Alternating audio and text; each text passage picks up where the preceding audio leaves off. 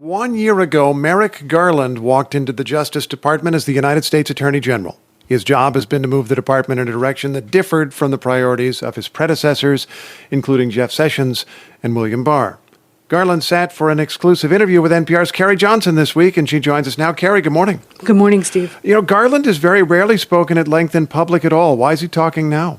Well, 1 year in, Merrick Garland told me he's getting comfortable at the Justice Department. He came from what he calls the monastery of a federal appeals court, and he walked into this institution that took a beating during the Trump years. It was under constant attack from the former president. Now there are some big questions about whether Merrick Garland is going to investigate Donald Trump, and he answered very carefully. Look, we follow the law, and we follow the facts, and we follow them wherever they go. That's our one rule. The Capitol riots on January 6, 2021 cast a long shadow. Just that morning, the Biden campaign announced that Garland would be his nominee for Attorney General. But that news was upstaged by images of a violent mob clashing with police. 140 officers were injured that day. 5 people died. People are working every day, 24/7, and are fully aware of how important this is. This had to do with the interference with the peaceful transfer of power from one administration to another, and it doesn't get more important than that. Garland has vowed to track down everyone responsible for January 6th, whether they busted into the Capitol or helped fund or incite the attack.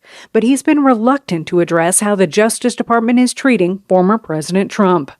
Congressional investigators recently asserted Trump could be charged with conspiracy and obstruction. I asked Garland about concerns from Democrats in Congress and even some of his friends that the DOJ would be too wary of a firestorm to move high up the chain of responsibility. Look, I want to be clear about this. We are not avoiding cases that are political or cases that are controversial or sensitive.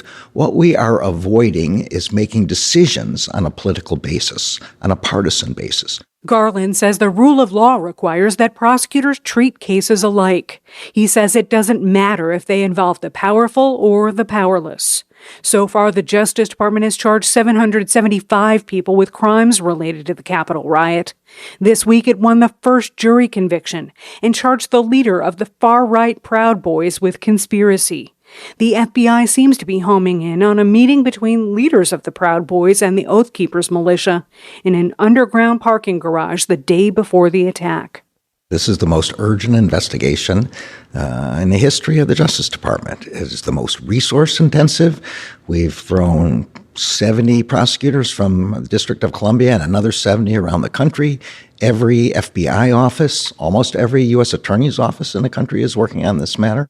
The Attorney General says he doesn't know whether they're near the halfway point in that investigation. Particularly federal prosecutors, we begin with the cases that are right in front of us, with overt actions, and then we build from there. And that is a process that we will continue to build until we hold everyone accountable who committed criminal acts with respect to January 6th. Garland is balancing that Capitol riot probe with other top priorities, such as federal civil rights work. The Justice Department has charged 30 people with hate crimes since Biden took office. This year, it won convictions against police officers who stood by and failed to intervene as George Floyd died on a street in Minneapolis, and 3 other men who chased and cornered Ahmaud Arbery in Georgia because he was black. The Attorney General says from the days of its founding, the DOJ has been focused on civil rights. That's our job. That's in the DNA of the Justice Department. He says the Supreme Court has narrowed his options on voting rights, but DOJ is continuing to press ahead with lawsuits in Georgia and Texas. And Garland says he's keeping an open mind about other possible cases. He's also keeping a close eye on violent crime rates. The Justice Department has launched special task forces to help in places where shootings and homicides are on the rise. We've issued violent crime strategies, which we are pursuing across the country. I have made stops in a number of cities already. I expect to do more. Next week, the Attorney General plans to visit Louisiana and Georgia, with more travel on the way. Garland says every day is filled with variety. His attention runs from cracking down on price fixing in the chicken industry to seizing the assets of oligarchs who facilitate the war in Ukraine. Not much like his last job on the federal bench. Judges have to sit and wait until a great case or something important comes to them.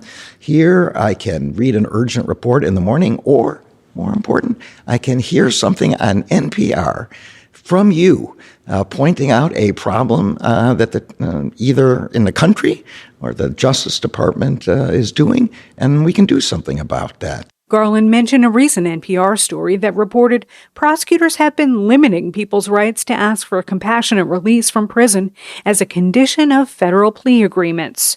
That relief is supposed to be available for prisoners suffering severe illness or other extraordinary circumstances. But prosecutors have been trying to restrict it for people who plead guilty and may have no idea what health problems or other troubles lurk in their future. That sounded wrong.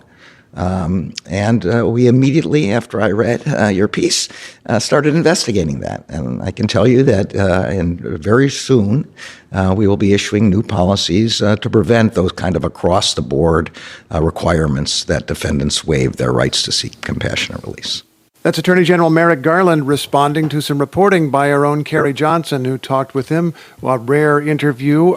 Carrie, he's in the middle of a job that can be bruising. Any idea how long he's going to stay? Yeah, I got the sense he's really enjoying it. He told me he loves it despite all this political pressure on him, including from some of his friends and former professors and students at Harvard Law School. He knows that there's a possibility congressional oversight will get even more intense after the midterm elections, but he really seems to want to stick around for a while and to make his mark. One person after whom he's modeled his tenure is Ed Levy, who served 2 years. I think Garland wants to serve more as AG.